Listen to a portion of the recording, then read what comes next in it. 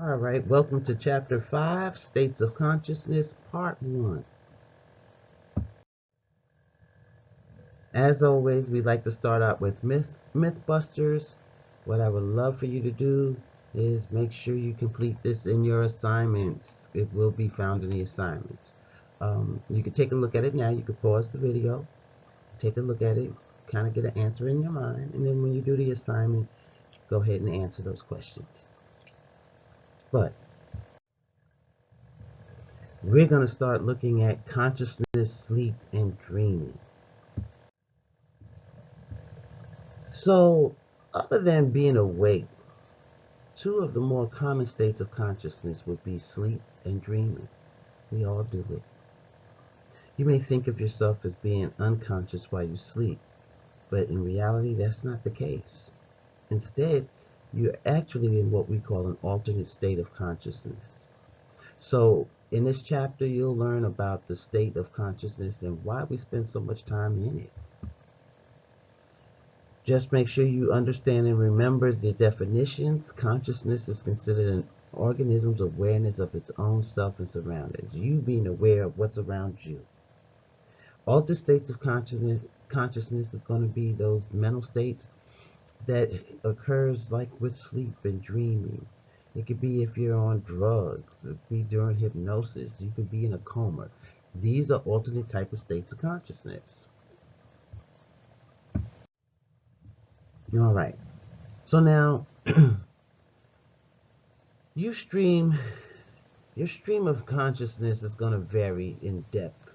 We all have different levels, okay? We're on a continuum, so to speak. However, consciousness is not an all or nothing type of phenomenon.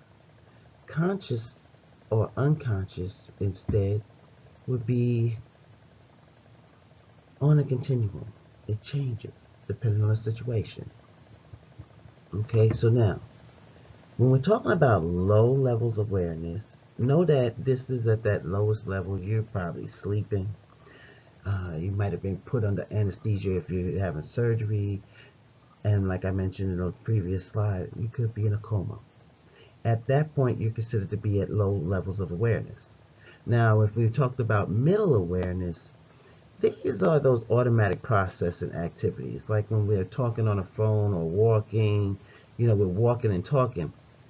The talking you're thinking about, but the walking you're not.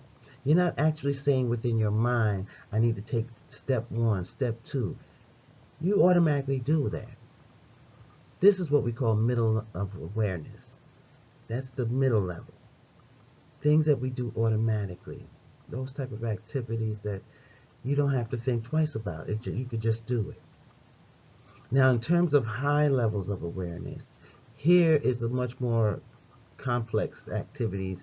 We have to think things out, and we try to provide as much focus and attention to detail in these situations. The example on the slide is driving.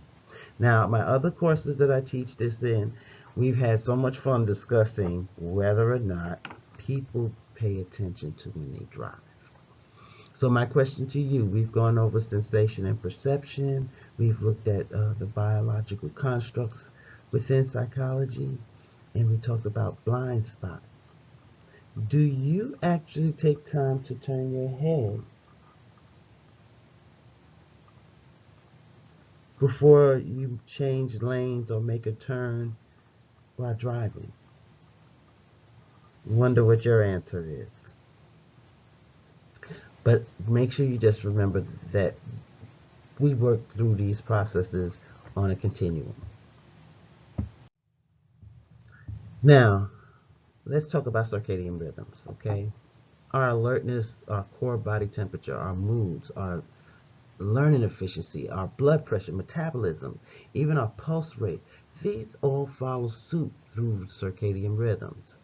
Now, usually these activities, they're going to reach their peak during the day and then their very low point at night. Usually. You may have some individuals like myself where it's actually the reverse. I actually operate 10 times better overnight than I do in the day. Go figure. Now, there are disruptions that will be in the circadian rhythms. which would cause increased fatigue. You'll have less concentration. You might wind up being suffering from a sleep disorder as well as other health issues. So our circadian rhythm is quite important, and the key thing I want you to remember, we work off of a 24-hour clock, okay? The biological changes occurs in a 24-hour cycle.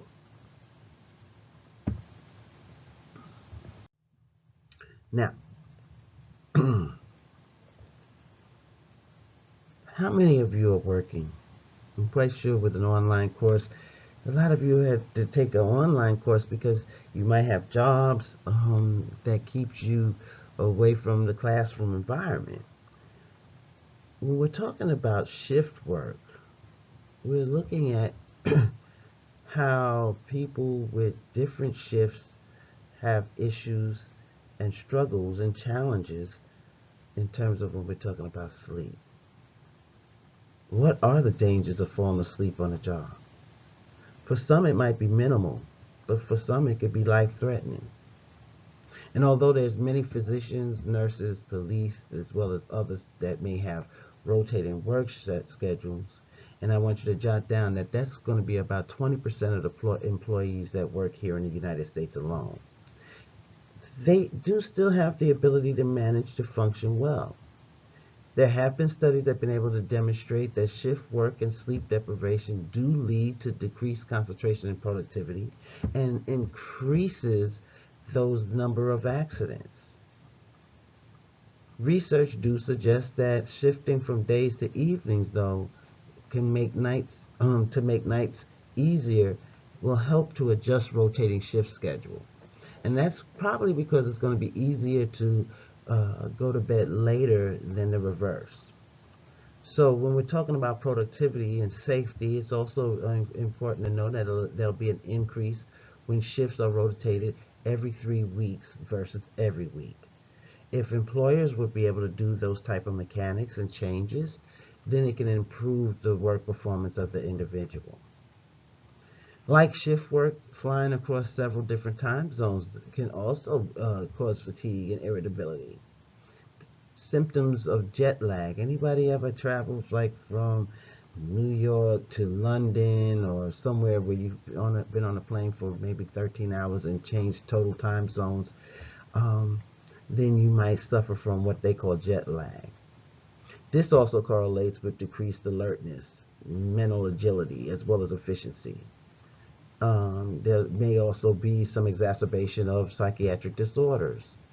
So jet lag tends to be worse when we kind of fly eastward because our bodies are adjusted more to going to bed later versus forcing ourselves to go to sleep earlier than normal.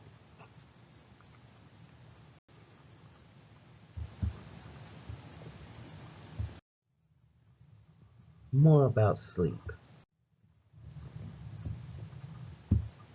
Now, sleep deprivation. The consequences of such impairments they are very broad, wide range. It could be from threatening students' school performance, it could be endangering your physical health. But one of the more frightening dangers that can occur because of sleep deprivation would be those type of people who work in jobs that their attention level is required mandatory in order for the people they're working for to live. I'm talking about pilots. Sleep deprived pilots, that's wow. That could be so risky. Same can hold true for a physician or even truck drivers. How many accidents have we seen with truck drivers on the highways? Other workers can cause serious accidents as well. Think about those who work in factories. And this could cost thousands of lives every year when people work through sleep deprivation. Sleep deprivation, if you've been awake for 72 hours straight, it's going to have it where you wind up doing some micro sleeps. You ever been so exhausted you find yourself going like this? And you wind up nodding and then popping back up? Well, guess what, folks? That's a micro sleep. Sleep deprivation can lead to extreme mood alterations. You'll have lower self-esteem. You're not going to be able to concentrate as well as before. You're not going to want to do anything, so your level of motivation decreases. You'll be more irritable, and when I'm sleep deprived, I'm very irritable. Attention to detail lessens. Your motor skills is going to be reduced. And if you recall, when we talked about stress, cortisol is going to be increased.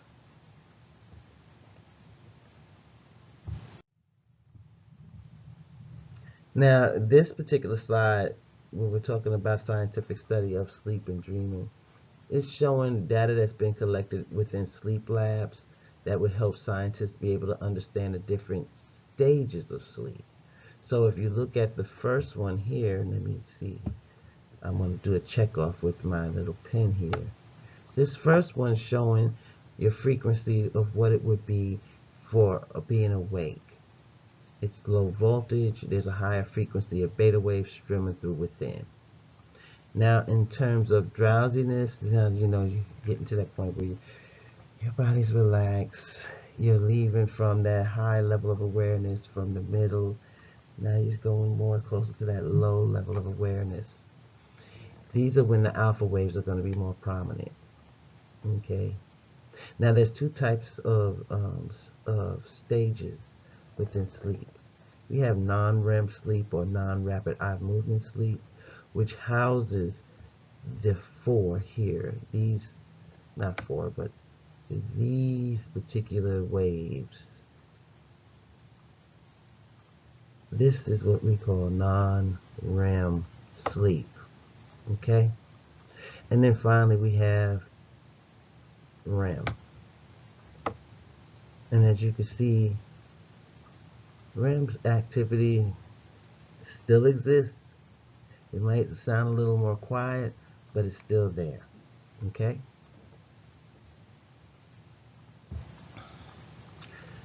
Now, participants within sleep research labs, they kind of wear these electrodes that's going to be on their head and their bodies. And this allows scientists to be able to measure the brain as well as bodily responses during a sleep cycle. The electroencephalograph will detect and record brain waves that changes by means of small electrodes that's going to be found on the scalp. There's other electrodes as well that will measure muscle activity as well as your eye movements. So now, as I mentioned, there's those stages of sleep, and what it is it helps to define changes within our brain waves. It lets us be able to, these labels tells us where our brain is at the particular time during a sleep cycle.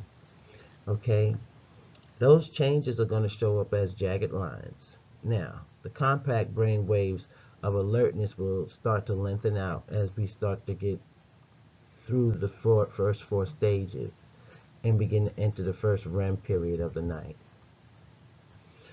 Now, in terms of knowing how long you sleep, your first sleep cycle actually will last about 90 minutes. And that's starting from being awake and alert, moving down within the other four stages, stages 1 through 4, and then being able to go back up to 3 and 2, and then move into REM. So if you sleep for 8 hours, for example, you typically you'll probably be going through about 4 to 5 sleep cycles. And these are going to be shown by those vertical dotted lines that's on the slide. Now the overall amount of REM sleep increases as the night progresses, while the amount of deep sleep, which will be found in stage 3 and stage 4, it starts to decrease.